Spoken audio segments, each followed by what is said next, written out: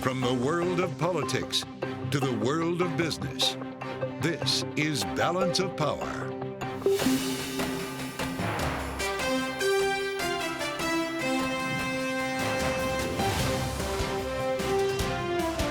Live from Washington, D.C.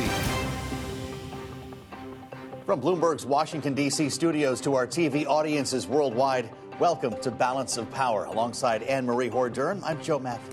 The Supreme Court gives itself 2 more days to decide how to rule on new restrictions on a widely used abortion pill.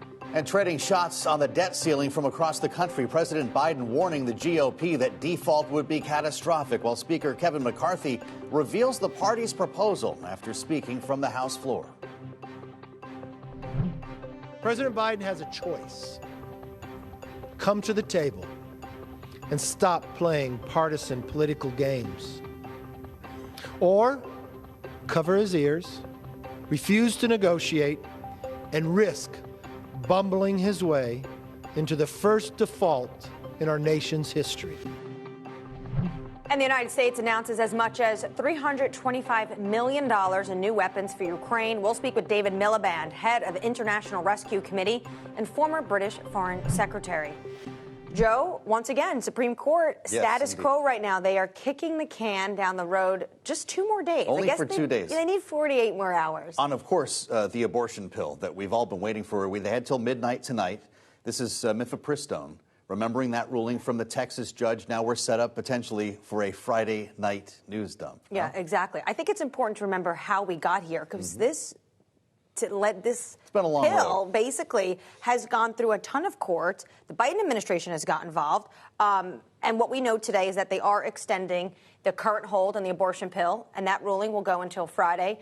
The pill, as I mentioned, has taken a dizzying path through the courts over the last several weeks, and this all started. The legal battle of the pill burst really into the national stage on April 7th. That's when a Texas judge issued an order suspending the drug's FDA approval. And then less than a week later, you had the Fifth Circuit Court of Appeals modify the rulings that the pill would remain available, but with limits. For example, the drug would be unavailable by mail. Also, then the Biden administration filed their own suit. They wanted the Supreme Court to look at it. And at the Justice Department's request, Justice Samuel Alito put the restrictions on a 5-day hold to give the court time to consider the emergency appeal. And now here we are today, Joe. That was easy, wasn't it? Yes. Nice job walking through that. That was all off the top of Anne-Marie's head, by the way. People should know. And then expiring at midnight tonight, but they're pushing that deadline back, and that this is going to now be another discussion we have on Friday, because they have till Friday at midnight. So joining us around the table to walk us through this even more is Bloomberg's Nancy Cook and Josh Wingrove. Nancy, let's start with you. How is this going to play politically? Well, politically, it is a huge issue, particularly for Republicans. Just from a policy perspective, this really changes. This ruling potentially has the ability to really change the whole FDA drug approval process. It's not really just about the abortion pill. It's a much wider potential implications than that. But politically, Republicans have just been on the defensive, on the campaign trail as they've been going about Iowa, New Hampshire, to stake out their positions on abortion. And it's really tricky because they're staking out things like Governor Ron DeSantis last week signed a 6-week abortion ban in Florida. But the majority of voters don't want to see that level of restrictions on abortion. They want something much more in the middle there. And so what all the Republican candidates are doing is really going far to the right, which helps them potentially with Republican primary voters, but really spells doom for them in the general election with independent voters, suburban voters, women. This ruling is going to be huge, assuming that we do get one and there's not another extension on Friday. Yeah. Josh, the White House is girding, hopefully, for what they expect to be good news here, but it's pretty difficult to tell what's happening inside the Supreme Court just because it's the Supreme Court. Do we have any sense, or is the White House telling you what they make of this sort of short-term extension? They're only buying a couple of days here. They don't seem all that optimistic that things are going to go their way. And, of course, we don't know. But this has been an issue that they've been fighting against, going back to the initial suspicion of this. This ruling, before it came down, was rumored for, weeks or months before. And everyone kind of saw the writing on the wall about where this will go. The White House will seize upon this as an attack on women's rights, as an attack on women's access to health care. And it's being politicized already. even to the point that like Democratic governors are in some cases stockpiling availability of this pill. So you could have calls, ongoing calls, we've already seen some, to just simply ignore this ruling and continue to make this pill available. This is going to be, a fraught issue regardless of what the ruling on Friday is. And more broadly, remember, like if this is an issue that will affect many people's lives. So I don't want to skip past that. There is, of course, politics to this because this is Washington. There's politics everywhere about it. And Democrats leaned heavily into the Roe ruling in the last election cycle. And I think to the extent that these rulings keep coming down or if this pill is restricted, you will see Democrats running on this in a way that they really haven't. There's a bit of a question about, are we in sort of a dog that caught the car moment when it comes to this successive sort of series of rulings that are really restricting access to abortion and to women's health care. Democrats used to kind of shy away from that issue in previous cycles, and now they think it's an issue that they want to be talking to voters about because they think the majority of voters are with them on it. They're able to campaign off of it. The party that's having struggle even answering a simple question is the Republicans. How bad is their messaging on this? It's been really tricky. I was in New Hampshire last week where I saw Governor Ron DeSantis and Senator Tim Scott. Tim Scott basically spent 3 days fielding questions about where he stood on abortion. Because he couldn't answer it in the CBS interview. It was awkward. Right, and then he, the next day, said that he would support a 15-week abortion ban, whereas the day prior he had said 20. It's really like a shifting thing for them. And they're really on the defensive about it because they want to appeal to conservatives and to these anti-abortion groups that are really, some of which are pushing for a national ban, but they're really trying to dance around it. And the exception to that has been Mike Pence, who's pretty loudly been cheering these rulings, former vice president, of course. Pretty much every other Republican has been really either not wanting to talk about it or remaining more vague on where they stand. But look, of course, in Wisconsin, we had the Supreme Court race there where abortion was a huge issue, and it was a blowout win for the Democratic-aligned candidate that flipped the Look at Kansas, look at the midterms. Right. Although, Anne-Marie, Ron DeSantis has been pretty clear about his position on this, signing a 6-week ban into law. Although he did that at 11 o'clock on Thursday night, did. and then did not mention it the next day in speeches at the very conservative Liberty University, and also did not mention it in New Hampshire. Very different when he signed the 15-week ban. He had a full signing ceremony. This was kind of like nothing to see here. The actions speak pretty loudly, though. One of our other major stories today is, of course, the debt ceiling. President Biden, Speaker McCarthy taking on the issue just minutes apart. First here, let's listen to Speaker McCarthy on the floor in the House today. When President Biden and Senate Democrats waste time, House Republicans are taking action. Today, I'm proud to announce that we are introducing the Limit, Save, Grow Act of 2023. These spending limits are not draconian, they're responsible. Short time after President Biden appearing before a crowd in his home state of Delaware. Let's listen. You and the American people should know about the competing economic visions of the country that are really at stake right now. Massive cuts in programs you count on. Massive benefit protected for those at the top. A lot of, all the tax cuts go to the top, none to the bottom. And who do you think will hurt the most? You, hardworking people, the middle class. He's actually in Accokeek, Maryland today. But beside the point here, we got basically similar top lines from Kevin McCarthy. Spending goes back to 22 levels, $130 billion cut. We know, of course, that they want to extend the debt limit to May of 2024. Josh, how is this going to play at the White House? Do they need to see that he has 218 votes for this? They are signaling that they don't think he has 218 votes for anything. Therefore, no meeting tomorrow. Well, yeah, their line has been a budget. This is something, and is farther than Speaker McCarthy has gone, and might be farther than he really can go. We don't really know where House Republicans are going to line up behind this, but the White House line has been clear. Negotiations when Republicans put out a budget. The question now is whether the White House will back off that or whether they will continue to dig in. Frankly, all signs have been that they will continue to dig in.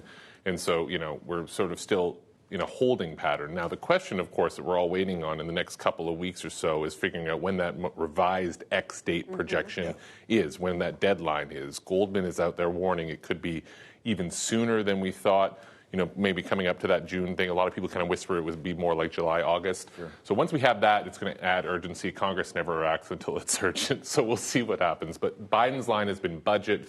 This is something, but it's not a budget. So Biden will either stick with that or he's going to have to sort of change his position. There is another group. There's another path forward, and that's the bipartisan problem solvers. Yes. Yeah. And what they have is a, quote, confidential discussion draft. It really just looks like a Word document, which I think it is. But when they say confidential on top of it, I thought I was going to be seeing something a little bit more exciting. But actually, this must bother the Biden administration. Why are Democrats even looking into this potential path forward with Republicans? I mean, they've been sort of standing aside from that, I guess is how I'd phrase it. They've not been trying to kill the process, but they haven't been giving it any oxygen either. I mean, they just are trying to make the point that they think that this is the congressional responsibility. Under Trump, he was suspended 3 times, and when it kicks back in, it snaps back at the level that it rises to. So that's what's happened. They would take that, I think, if that was the case now, as opposed to lifting it, so suspending instead of lifting. But they really are just saying, we want Republicans to put out a budget, because, of course, if Republicans put out a budget, that'll be sort of a feeding frenzy for Democrats to pick and choose on certain, whatever they want to cut funding for, this or that. So Biden is essentially asking McCarthy to give him ammo, just like Biden has put out his budget, which gives Republicans ammo, so that they can start negotiating or haggling over these things. We just don't know whether it's going to happen. And I should note, the deficit reduction that they're talking about, Biden is in the order of about $3 trillion over 10 years. Mm-hmm. McCarthy's coming in about $4.5 trillion over 10 years. They're kind of in the same-ish ballpark there, but they are completely different ways of getting it. Of course, Biden... different issues. Right, yeah. You can cut the deficit by raising more revenue. You can cut the deficit by pulling back spending. So they're really at loggerheads so far, and we just don't know when the deadline is. And if something pokes its head around the corner with the latest tax data in a couple of weeks and says, hey, by the way, you only have single-digit weeks left, then I think, oh boy. That'll be the moment. Yeah, exactly. Mm-hmm. Josh, thank you. As always, Bloomberg's Josh Wingrove, along with Bloomberg's Nancy Cook, with us at the table here today on Balance of Power. Coming up, the Justice Department wanting more power from Congress to give Ukraine money obtained from the wealthy Russians' assets like superyachts. It's next on Balance of Power on Bloomberg TV.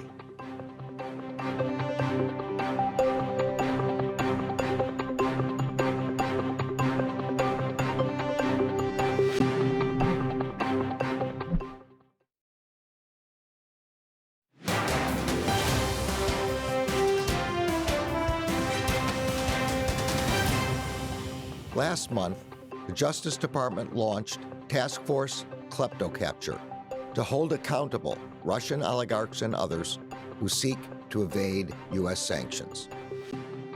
Today marks our task force's first seizure of an asset belonging to a sanctioned individual with close ties to the Russian regime. It will not be the last. That was Merrick Garland, of course, the Attorney General from just over a year ago. A lot's happened since then. The Department of Justice today saying they want more authority from Congress to help Ukraine with funds obtained from seizing and selling wealthy Russians' holdings. We've gone down this path before, and we get an update now with the DOJ's Director of Task Force KleptoCapture, Andrew Adams. Andrew, it's great to see you. Thanks for coming to join us today on Balance of Power. We've had a conversation going here with you on Bloomberg for the better part of a year. This program launched in 2022, as we just saw from the Attorney General. How much progress have you made in keeping sanctioned individuals out of U.S. financial markets? And are they still finding new loopholes to jump through? So there's been tremendous progress over the course of the past year. There have been a slew of indictments steadily coming down the pike from trial attorneys here in Washington, in New York, in Tampa, in Houston, across the country. Essentially every month we've seen more and more cases coming down. We've had seizures of mega yachts and luxury properties around the country. We've had indictments of oligarchs. We've had arrests of their facilitators. It's been a tremendous effort on behalf of the department. Is it a moving target, though? Are they finding new ways to avoid you? As always, I mean, like water on a sidewalk, it will find cracks, and our job is to make sure that we identify those cracks and fill them as quickly as possible. What happens when you bring in these yachts or, say, a mansion in Miami and you want to sell it? Where do the proceeds go, and how do you actually go about selling it? So the first thing that has to happen is a legal process. We, in the United States, cannot simply seize something, sell it, and give the money to whoever we want. We have to make a demonstration in front of a court that there is a nexus to criminal activity. We have to bear and succeed on our burden of proof in order. Do you need to also show a connection to Vladimir Putin?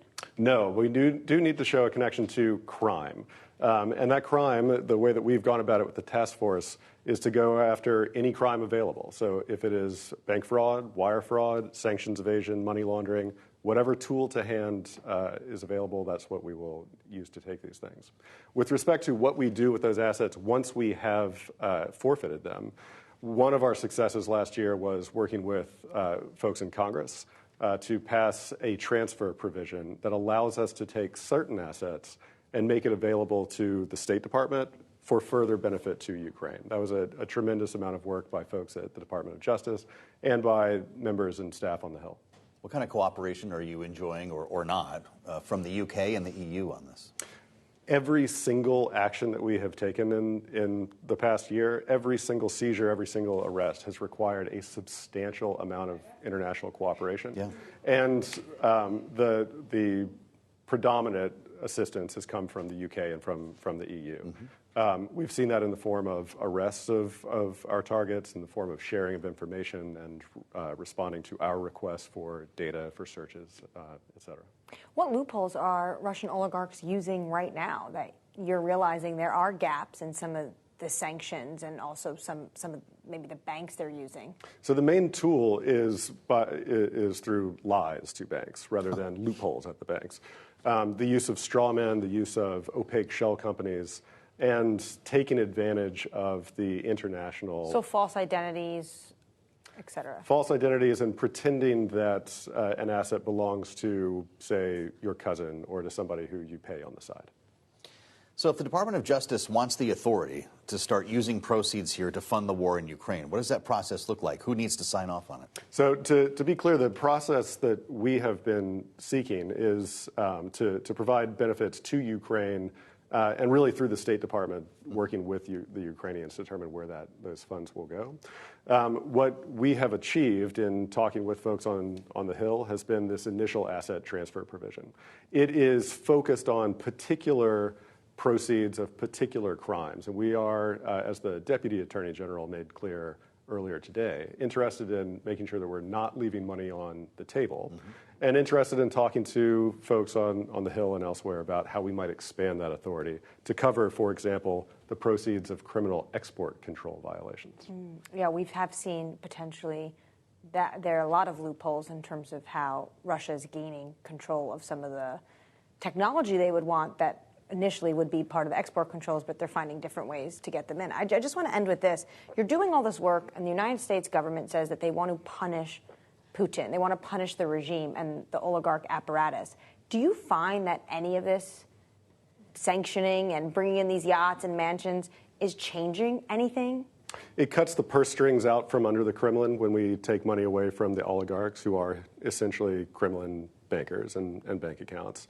And on the export control side, as we just discussed, it has a real and material impact on the ability of the Kremlin to rearm itself going forward. And it makes it more expensive when they choose to do so. All right, thank you so much for that update. What the Department of Justice is up to. Justice Department's Director of Task Force, KleptoCapture, Andrew Adams there. Coming at the program, stablecoin regulation runs into a partisan divide in a House hearing today. No surprise there. Our Kaylee Lyons was there, and she joins us next. This is Balance of Power.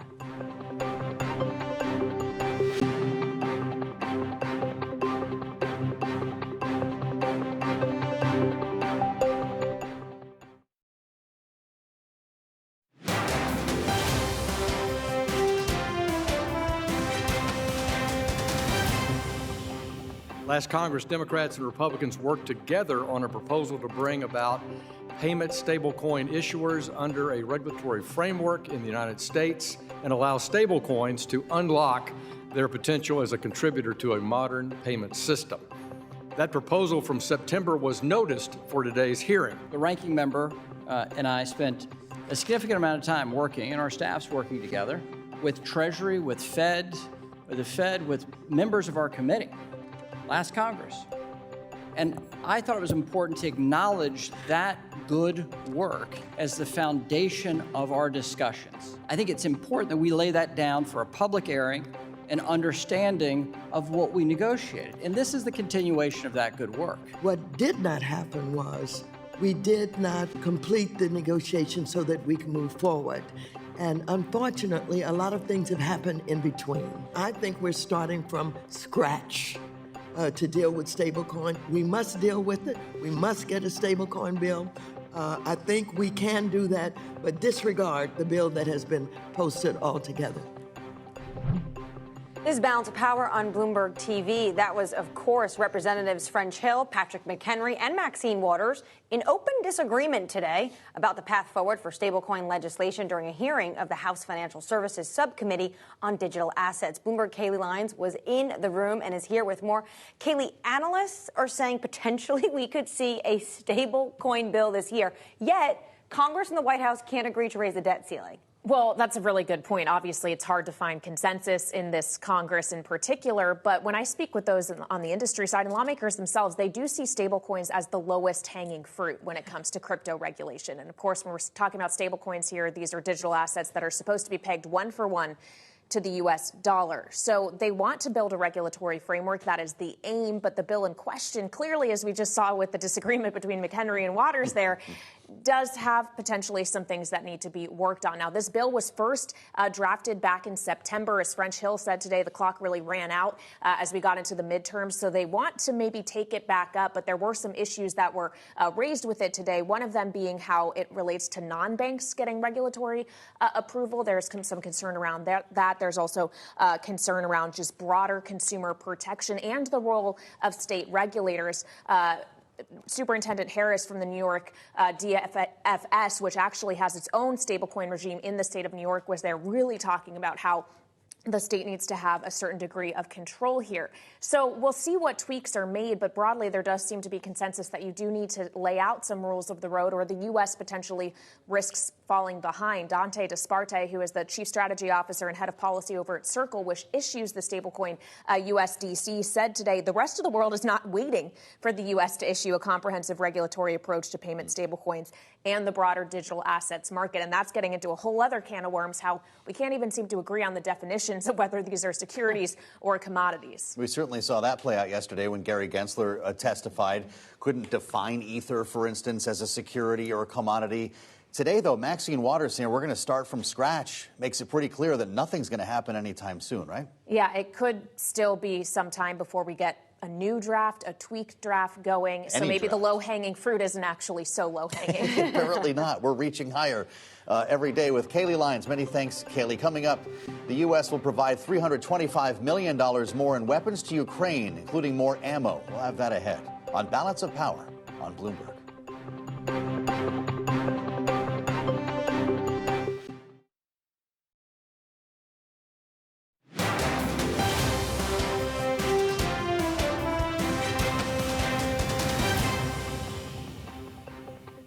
This is Balance of Power on Bloomberg TV. The Biden administration has announced a new package of weapons for Ukraine that is valued at as much as $325 million taken from U.S. stockpiles. Of course, this is ahead of a highly anticipated counteroffensive on the ground. For more, we're joined by David Miliband, International Rescue Committee CEO and former UK Foreign Secretary. David, thank you so much for your time.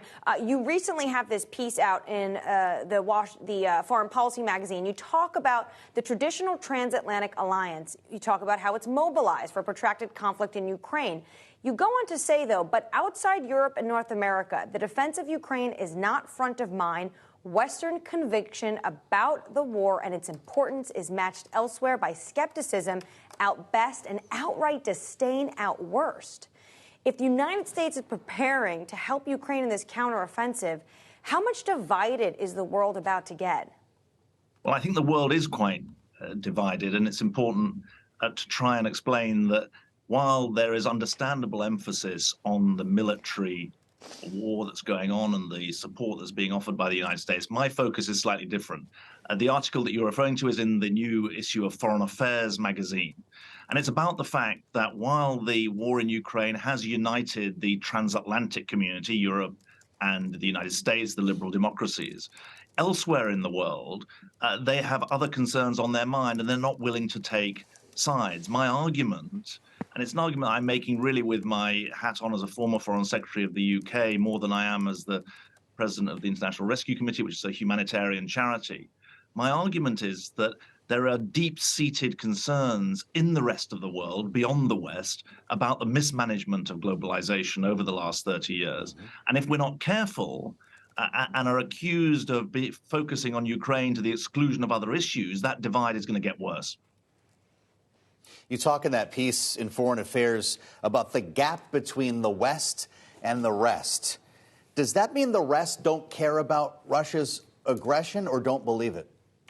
They say very clearly that they do care, but they're not willing to put it in a privileged position above what they see as other concerns, whether the recent conflict in Ethiopia or a range of other inequalities that they see around the world. They also argue that Western countries who are piling aid into Ukraine should be equally concerned about transgressions of international law elsewhere in the world. I highlight three areas that are of particular concern. First, they say that if you look at the support for vaccines around the world in the COVID epidemic, if you look at the Sustainable Development Goals, which are meant to tackle global poverty, if you look at the burden of dealing with climate change, Western countries aren't treating the rest of the world equally. Secondly, they say that if you look at the big international institutions, Western governments sit in a very unequal position and are not willing to share influence with other countries around the world. This deepens divides. And thirdly, there's a very serious argument elsewhere in the world that while we talk a lot about democracy versus autocracy, our own democracies are struggling. And I argue that it's better to frame the Western argument in the context of a debate between impunity, the abuse of power, and accountability. And so those are the kind of issues that I think need to be given much greater prominence. At the moment, the danger is that Western concern for Ukraine, far from being seen as an act of principle, will be seen as an act of hypocrisy. Yeah, you talk about the age and impunity with a recent podcast with Rory Stewart, who I know, of course, you know from your days in UK politics. But on this point about the divided world, we just had Brazilian President Lula in China. The criticism about the United States was, quote, is it important the U.S. stops encouraging war and starts talking about peace? How concerned should the Biden administration about further losing the global South, and what can they do to try to make sure that they are getting ahead of this? That's a very good point. And look, it must be a very, very galling point for the Biden administration, never mind for the Ukrainians, because the idea that the war was somehow encouraged by the West or encouraged by the US or encouraged by the Ukrainians obviously runs completely counter to the facts on the ground. What we know is that Ukraine is a peaceful country minding its own business. And the invasion represented a very significant breach of international law. Nonetheless, I think it is very sobering that the leader of a democratically elected country, someone who's beaten back the forces of populism in his own country, should almost be saying that there's equal blame to go around when it comes to the war in Ukraine. I think that speaks to the depth of skepticism, if you like, the depth of distrust that exists around the world of the European-US alliance. It's galling, but we have to take it seriously. So, David, to go a little bit further with that, how does the U.S. actually act to get to the root of that anger? How does the Biden administration address this? Great point. Look, I think there are three things that are absolutely key. One, it's got to show that it means business about tackling the global climate crisis, not just the U.S. contribution to decarbonization and to the renewal of its economy. The Biden administration has made a landmark set of decisions with the Inflation Reduction Act, but that's about strengthening the U.S. industrial position. There's a global crisis. I'm just back from Pakistan. That country had a third of the country underwater last year. It's unable to support itself. It needs the support of the West. Secondly, I think there's a really significant issue about the reform of international institutions. There's a new U.S. nominee taking over at the World Bank, but the governance of these international institutions is a source of deep resentment. Thirdly, I think that the Biden administration also needs to show that it's on the side of those who are fighting for accountability around the world. The lectures about democracy are not going far. Instead, we have to stand together to tackle impunity. David, I want to ask you about the International Rescue Committee's work right now in Sudan. Fighting continues. You've had to pull out. And really, what is so interesting, your take about what's going on is that you actually have people all around the world on the front lines of conflict. So you can see what happens following these conflicts, which means that humanitarian like yours are having to leave, except for one refugee camp. What can you tell us about what you're learning there? Well, thanks very much for asking about that. Just to be clear, we've not left the country. We have 250 staff or so in Sudan on the ground. Our services for refugees in the east of the country are continuing. But inside Khartoum, our staff are confined to their houses, to their apartments, their local staff in the vast majority. And obviously they're terrified, because this outbreak of fighting between two rival military groups is a source of desperate concern. It's already caused more than 100 deaths, including, as I understand it, 3 or possibly 4 aid workers for the World Food Programme. So this has not come out of a clear blue sky. There's obviously been rising tension, but I think many experts are surprised that the virulence of the fighting that has exploded. Our desperate concern is for this to be somehow subdued and for us to be able to get on with our work. We certainly can't pull out because our own aid workers are Sudanese. They live there. It's their country, and they want to be able to try and take it forward. David, thank you for joining us. David Miliband, International Rescue Committee CEO, former UK Foreign Secretary. That should be a wake-up call, that conversation, Anne-Marie, for any Western leaders, particularly here in Washington, debating the way forward in Ukraine. Yeah, especially as everyone is preparing for this protracted war. And already we saw the global South really up in arms. Food inflation, energy inflation, they need more help. Yep. And then you have Brazilian's president going to China and directly calling out the United States. What happens the next day? Jake Sullivan gets on the phone. Right, and lines are being drawn. Coming up, House Republicans releasing their debt limit bill as the X date looms. We don't have it yet, but we will dive into that story with our political panel ahead. This is Balance of Power on Bloomberg TV.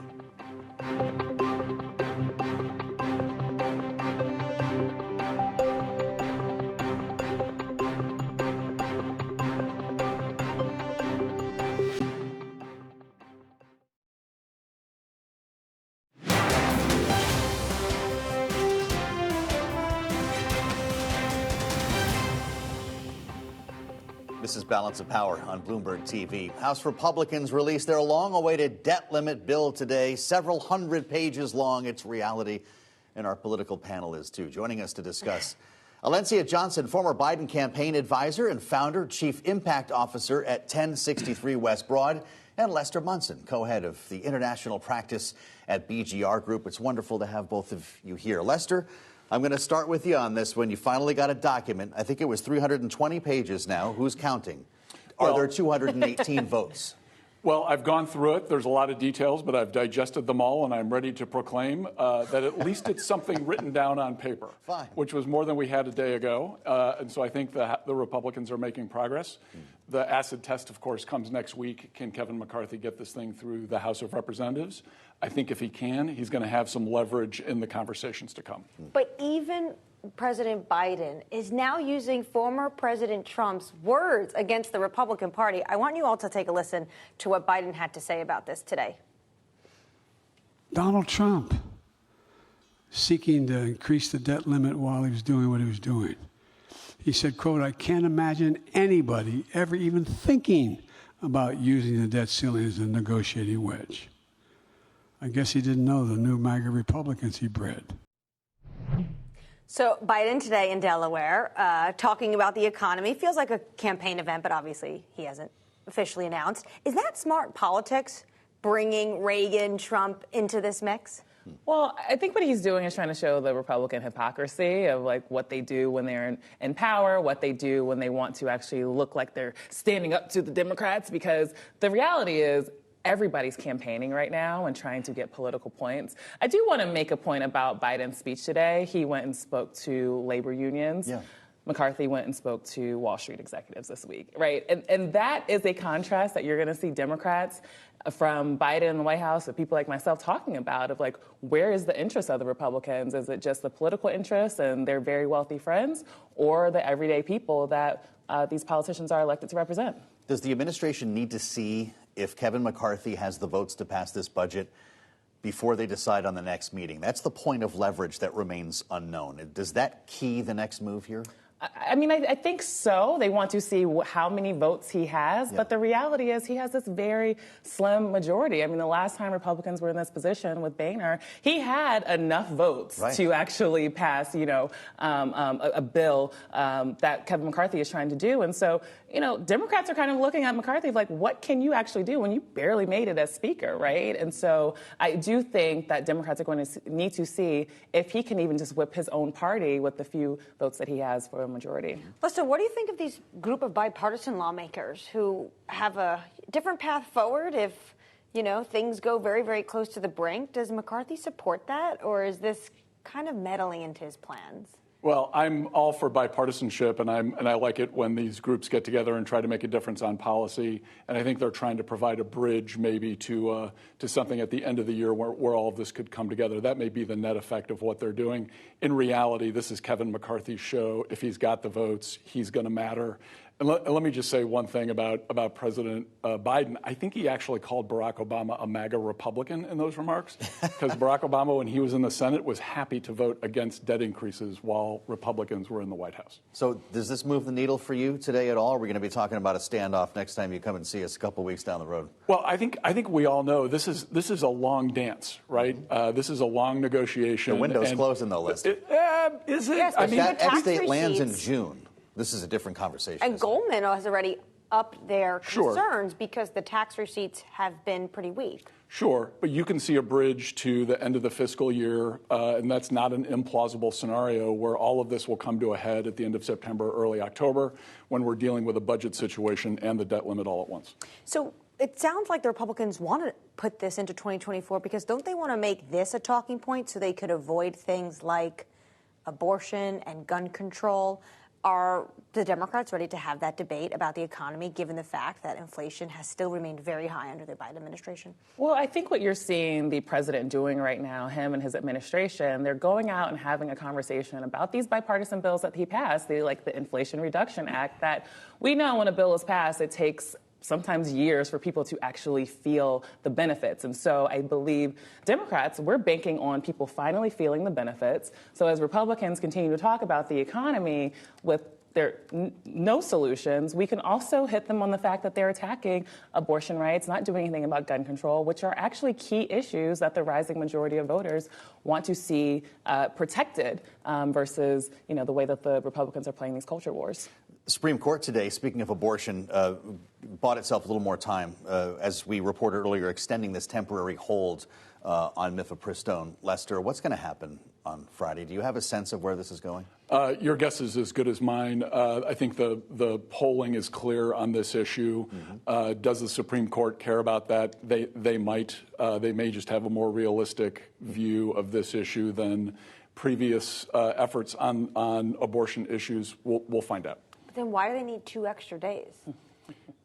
Well, it always helps to have a little extra talking. Well, no, that's what Washington is built on. But seriously, 2 extra days and bringing it to Friday at midnight, do you think that sets them up for potentially making a decision that most of America, if you look at the polling, is not going to agree with? I mean, I'm making this face. I spent 6 years working at Planned Parenthood's national office, so I know this issue very well. And I also know that the Supreme Court likes to give the horrible decisions that aren't on the side of majority of Americans, which includes Republicans and independents as well. They like to wait until the very last minute. I mean, that's what they did with the Texas case a few weeks ago as we were going into Easter weekend.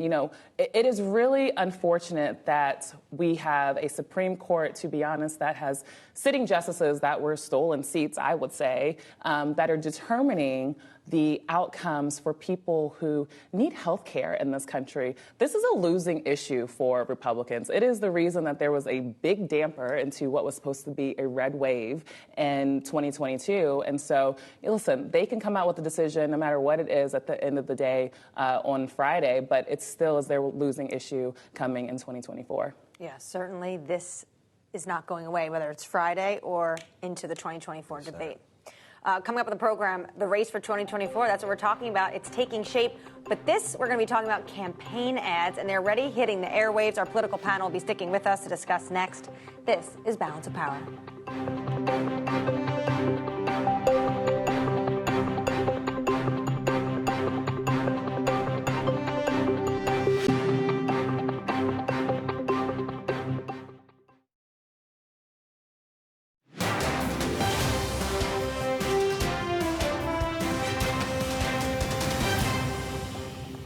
2016, I declared, I am your voice. Today I am your warrior. I am your justice. And for those who have been wronged and betrayed, I am your retribution. This is Balance of Power on Bloomberg TV. That was, of course, a campaign advertisement. The Make America Great Again, PAC's most recent advertisement. A change of tone from some of the other ads we've seen so far. Our political panel is back with us. Lester, this is very different. It's a bit more professional than the one we talked about actually earlier in the week, Joe and I, which was the pudding one about Ron DeSantis. But whether or not he's taking potentially the high road in the political campaign ad or really going after Ron DeSantis, he's crushing him this week. Yeah, he's had a pretty good week. I think it's important to note Trump has a better team around him now, probably than he has in any other race. He's got more experience in these campaigns himself. So he's just turning out to be a much more formidable candidate. He's got better pros around him, folks who are able to deliver a message efficiently and ruthlessly. And even that pudding ad, the fact that we're able to talk about it as a one word to characterize it means it had an impact, right? He's got really a terrific team around him. Ron DeSantis is going to have to step up his game if he wants to be a rival to Donald Trump. Valencia, let's talk about what was in that ad. The retribution tour. I am your voice. They've got to come through me to get to you. That's been really the message of this campaign, even more than what we saw in 2020, even more than 2016. Is the retribution angle going to connect with non-MAGA voters? I don't actually know because it sounds angry. What do independents think of that? Exactly. That's the piece of it, right? These independents, even some of the Republicans who want to, and they say it more privately, but they want to move away from Donald Trump and understanding that his language incites violence. His language speaks to, and we saw this polling coming out of 2020 and the people who have voted for Donald Trump come out of this real racial kind of resentment, right? And so I think this ad is going to rile up his base, but it's going to differentiate him and make those Republicans who are ready to be done with him, the independents who want to move on, really think about what is it that I'm voting for? What is it that I'm voting against? And to be honest, I think there's a very clear picture. He can look as polished as he wants to in this ad, but he's been indicted. Right? And there's some other cases against him. Well, that's the issue. The other cases, when they start to pile up, what I've heard from some people is that what the Republicans want to see play out right now is Trump go after DeSantis, then all the Trump cases pile up on him, and then that potentially gives an opening, a real opening for someone else, a bit more establishment Republican, to come in. Do you at all see that plausible? It's plausible, of course, but doesn't it feel like deja vu that we're waiting for this outside actor to come in and block Trump from doing the thing that he wants to go get? I mean, I feel like we've seen this movie. It's a merry-go-round for him. This is the 7th or 8th time we've gone through this series. So I'm not placing any hope on that. I think people who want to challenge Trump for the nomination, they're going to have to step up their game. They're going to have to get serious. They're going to have to go after him directly and take him down. That's Otherwise, Ron he's going to win. DeSantis, potentially, if he announces. But I guess to that end, Lester, how many people are going to be on that Republican primary debate stage this summer? Probably too many. So we don't have, this is not the field. I think we're going to see a couple more get in. We've seen some big names not come in. The governor of Virginia, Glenn Youngkin, has decided not to run. That's significant. And probably good news for Ron DeSantis. No Mike Pompeo. I'm not sure he would have made a big splash as much as Youngkin would. Youngkin's won statewide in what's basically a blue state, so that's a significant thing. I do think Donald Trump has shown, and I say this with respect. I'm not a supporter of his, but he has shown some amazing political athletic ability just in the last few days. He's sided with Disney against Ron DeSantis. He's gone pro-choice on these abortion issues effectively, and his support has increased. It's an amazing thing that we're seeing. Right. He can basically do what he wants, and his base still comes back to him. Just very quickly, Joe mentioned a very big Republican-wide stage, still a stage of one for Biden. When do we expect him to make this announcement? Well, I think the Democratic strategy is to let the Republicans continue to dog each other and take each other out, as well as, Biden is kind of riding this, like you all are listening to the policies that I have presented and they're actually starting to work. And so we're just going to let the Republicans do what they do, and we'll take our time. There's no hurry, it sounds to me. Like, big thanks to our panel, Alencia Johnson and Lester Munson. I'm Joe Matthew with Anne Marie Hordern. This is Bloomberg.